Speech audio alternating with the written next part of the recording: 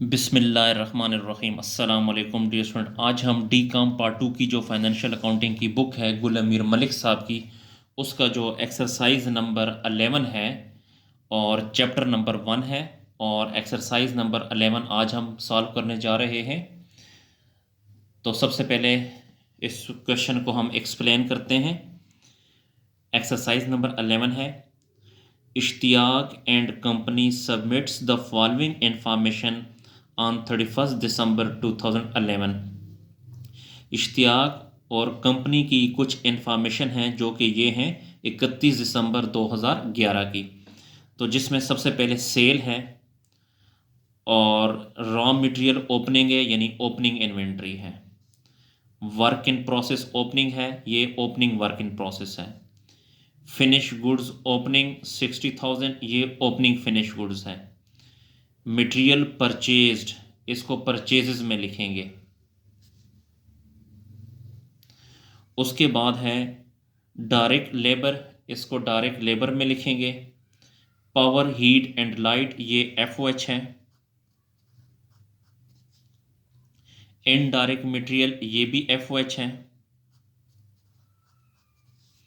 Depreciation to plant, ये भी FOH है। डिप्रिसिएशन ऑफ मशीनरी, ये भी FOH है। टूल्स एक्सपेंसेस, ये भी FOH है। इनडायरेक्ट लेबर, ये भी FOH है। फायर इंश्योरेंस, ये भी FOH है। और मिसलिनियस FOH, ये भी FOH है। डियर स्टूडेंट, ये जितने भी FOH हैं ये एक्चुअल एक्सपेंसेस हैं। इन एक्सपेंसेस का ताल्लुक फैक्ट्री से है, तो जिन एक्सपेंसेस का ताल्लुक फैक्ट्री से होता है उनको FOH कहते हैं, यानी फैक्ट्री ओवरहेड कहते हैं।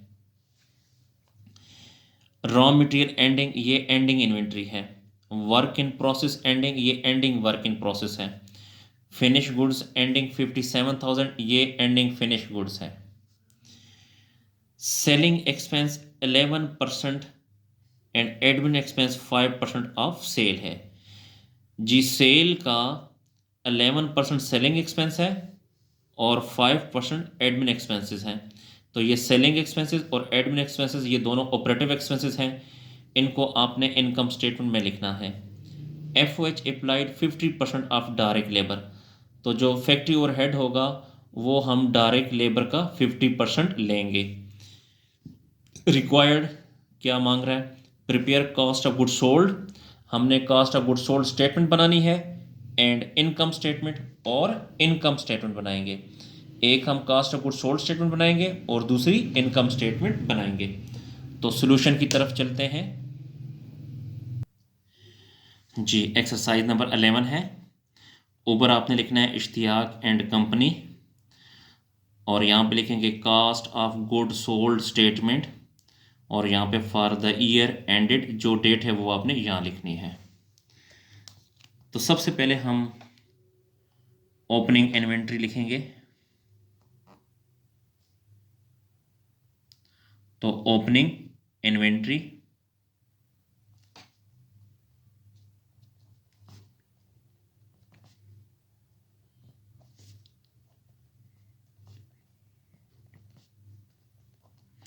ओपनिंग इन्वेंट्री है 13,000, आउटर कॉलम में लिखें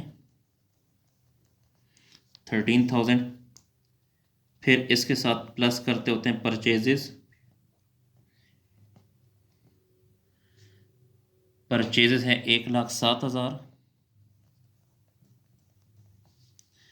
तो 13,000 प्लस 1,07,000 दोनों को प्लस करेंगे तो इससे आ जाएगा 1,20,000। इस 1,20,000 को आपने कहना है cost of material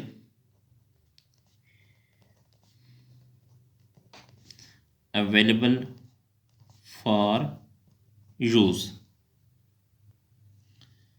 cost of raw material used. फिर हम इससे माइनस करते हैं एंडिंग इन्वेंट्री, एंडिंग इन्वेंट्री। तो एंडिंग इन्वेंट्री है 19,000। तो 1,20,000 में से 19,000 को अगर आप माइनस करें तो 1,01,000 आएगा। 1,01,000 को आपने कहना है cost of material used. Cost of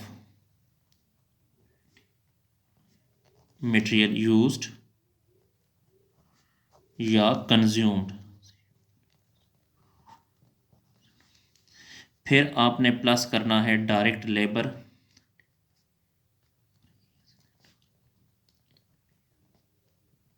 dear student, question को अपने सामने रखें।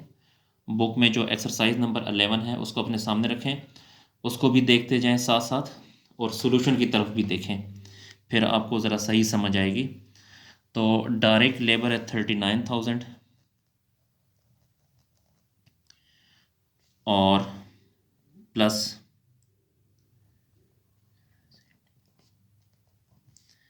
Factory overhead applied. जी, फैक्ट्री अप्लाइड जो है 50% ऑफ डायरेक्ट लेबर है। तो देखें डायरेक्ट लेबर ये है, बुक में अगर देखें तो उसने लिखा है कि फैक्ट्री ओवरहेड जो है 50% ऑफ डायरेक्ट लेबर है। तो डायरेक्ट लेबर हमारे पास 39,000 है,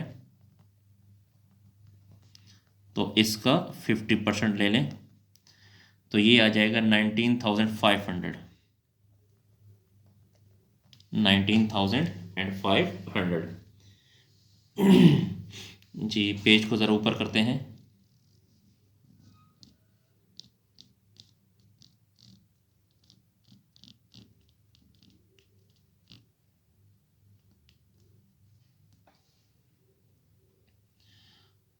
तो इन तीनों को प्लस करने से 1,01,000 प्लस 39,000 और प्लस 19,500, इन तीनों को प्लस करने से आ जाएगा 1,59,500। 1,59,500। जी, इसे आपने कहना है टोटल फैक्ट्री कास्ट या total manufacturing cost. Total factory cost या इसे आप टोटल मैन्युफैक्चरिंग कॉस्ट भी लिख सकते हैं। जी, उसके बाद आपने प्लस करना है opening work in process. Opening work in process है 12,000। जी, ओपनिंग वर्क इन प्रोसेस है 12,000। तो 1,59,500 प्लस 12,000, तो इससे आ जाएगा 1,71,500। 1,71,500। जी, इसे आपने कहना है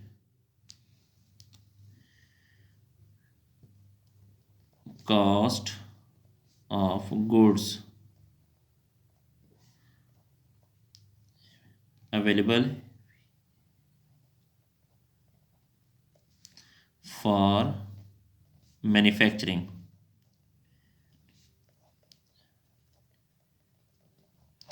cost of goods available for manufacturing. जी, फिर इससे आपने माइनस करना है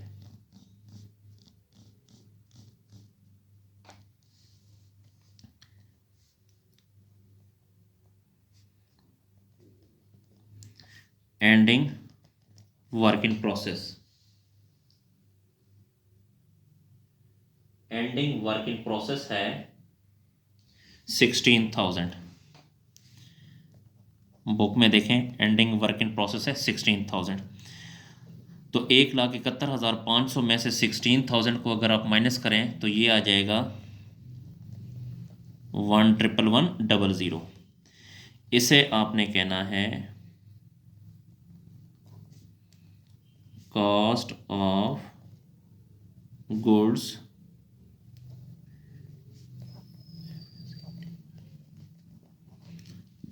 कॉस्ट ऑफ गुड्स मैन्युफैक्चर्ड। फिर इसके साथ आपने प्लस करना है ओपनिंग फिनिश गुड। तो ओपनिंग फिनिश गुड्स है 57,000।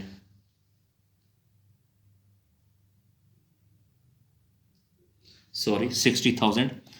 ओपनिंग फिनिश गुड्स है 60,000। तो 1,555 के साथ अगर 60,000 को प्लस करें तो ये आ जाएगा 215500। 215500 जी। 1,55500 के साथ 60,000 को प्लस किया तो ये आ गया 215500। तो इससे आपने कहना है जी, पेज को थोड़ा ऊपर कर लेते हैं।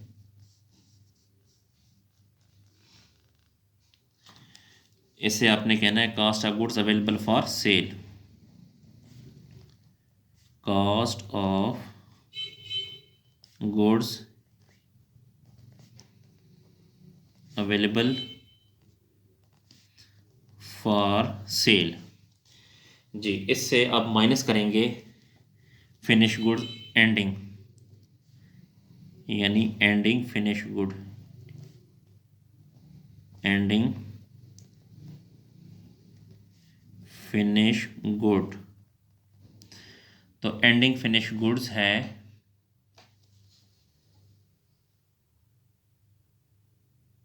57,000 जी। क्वेश्चन में अगर आप देखें बुक में तो 57,000।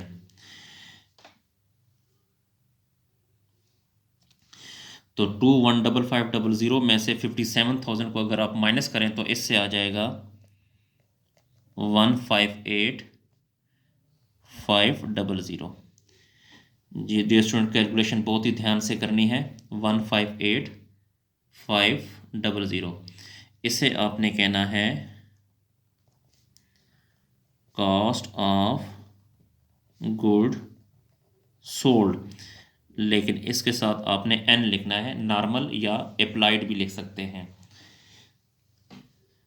तो अब डियर स्टूडेंट, जो मैंने आपको एफ बताए हैं उनको ऐड करते हैं जी। ये power, heat and light, indirect material, depreciation to plant, depreciation of machinery, tools expenses, indirect labour, fire insurance और मिसलिनियस एफ। इन तमाम को आप वर्किंग में प्लस करें जी। तो देखें एक्चुअल एफ ये वर्किंग है। पावर, हीट एंड लाइट, जो एक्सपेंसेस मैंने अभी पढ़े थे उनको आपने यहाँ लिखना है, वो 2500 है। इनडायरेक्ट मटेरियल है 4000, डिप्रिसिएशन ऑफ प्लांट है 3300, डिप्रिसिएशन ऑफ मशीनरी लिखें 6200, टूल्स एक्सपेंसेस लिखें 3200, इनडायरेक्ट लेबर लिखें 600, फायर इंश्योरेंस लिखें 400 और मिसलिनियस एफ लिखें 500 जी। डियर स्टूडेंट, यहाँ से लेके यहाँ तक प्लस करेंगे तो 20,700 आ जाएगा। तो हमारे पास जो एक्चुअल एफ है वो 20,700 है। तो अब आप अप्लाइड एफ ज़रा देखें। तो ये जो हमने हल किया है, यहाँ पे देखें फैक्ट्री ओवरहेड अप्लाइड हमने 19,500 लिखा था, 19,500, और जबकि एक्चुअल एफ जो है वो 20,700 है। तो यहाँ पर आ जाएं, यहाँ पे लिखें अप्लाइड एफ 19,500 और यहाँ पे लिखें एक्चुअल एफ, ये वाला एक्चुअल एफ 20,700। अब देखिए एक्चुअल हमें चाहिए था कि 20,700 लिखते, लेकिन हमने 19,500 लिखा है, तो हमने थोड़ा लिखा है ना। तो इन दोनों का जो डिफरेंस है वो 1200 आता है, यानी इसमें से इसको माइनस करें तो 1200 आता है। जब हमने ये थोड़ा लिखा है तो थोड़े को क्या कहते हैं, अंडर अप्लाइड। तो आपने 1200 रुपये को माइनस करना है, सॉरी प्लस करना है। जब भी अंडर अप्लाइड होता है तो उसको आपने प्लस करना होता है। तो जो हमने कास्ट ऑफ गुड सोल्ड बनाई है उसमें इसको प्लस करेंगे जी। तो यहाँ पे प्लस करते हैं जी। तो यहाँ पे प्लस करें under applied F under applied F वो कितनी है, 1200। इसके साथ इसको प्लस करेंगे तो ये आ जाएगा 159,700, 159,700 700। इसे आपने कहना है कॉस्ट ऑफ गुड्स सोल्ड। ये अब एक्चुअल आपकी कॉस्ट ऑफ गुड्स सोल्ड है। तो हमारी cost of goods sold complete हुई। अब इसके बाद हम बनाएंगे इनकम स्टेटमेंट। तो इनकम स्टेटमेंट की तरफ आते हैं जी। ये इनकम स्टेटमेंट का फॉर्मेट है। सबसे ऊपर आपने कंपनी का नाम लिखना है, इश्तियाक एंड कंपनी। यहाँ पे लिखेंगे इनकम स्टेटमेंट और यहाँ पे फॉर द ईयर एंडेड जो डेट होगी वो आपने यहाँ लिखनी है। तो आप लोग लिखें यहाँ पे। सबसे पहले हम सेल्स लिखते हैं। सेल बुक में अगर आप देखें तो 2,55,000 है। फिर हम लेस करते होते हैं कॉस्ट ऑफ गुड सोल्ड। तो देखें डियर स्टूडेंट, ये जो हमने कॉस्ट ऑफ गुड सोल्ड बनाई है, हमारे पास कॉस्ट ऑफ गुड सोल्ड का आंसर आया है 159,700। ये लिखें तो 159,700। तो 255,500 में से 159,700 को माइनस करें तो ये आ जाएगा 95,300। इसे आपने कहना है ग्रॉस प्रॉफिट। Gross profit. फिर उसके बाद लेस करेंगे operative expenses. Operative expenses. Operative expenses में सबसे पहले है सेलिंग एक्सपेंसेस। सेलिंग एक्सपेंसेस वो है 11% ऑफ सेल। तो सेल हमारे पास 2,55,000 है, इसका 11%। ये 11% बुक में लिखा हुआ है डियर स्टूडेंट। तो 2,55,000 को 11 से ज़रब दे के 100 पे डिवाइड करेंगे तो ये आ जाएगा 28050, 28,050। उसके बाद दूसरा हमारे पास जो ऑपरेटिव एक्सपेंस है वो है एडमिन एक्सपेंस।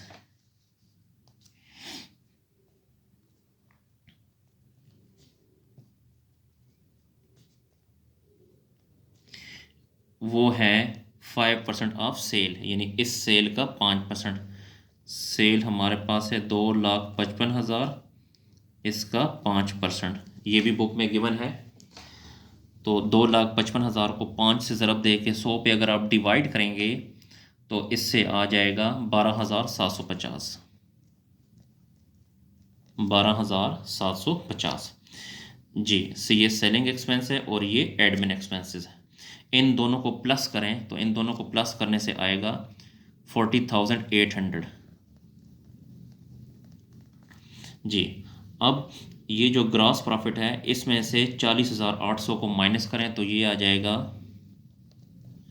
54,500 जी। इसे आपने कहना है नेट प्रॉफिट। नेट प्रॉफिट जी। हमारा जो क्वेश्चन है वो कंप्लीट हुआ। डियर स्टूडेंट, इन वीडियोस को अपने दोस्तों और स्पेशली क्लास फेलो के साथ शेयर करें ताकि वो भी इससे फ़ायदा हासिल कर सकें। इसके अलावा अगर आपको किसी पॉइंट की समझ नहीं आ रही तो आप कमेंट सेक्शन में जाकर मुझसे पूछ सकते हैं या व्हाट्सएप के ज़रिए भी पूछ सकते हैं जी। शुक्रिया। अल्लाह हाफिज़।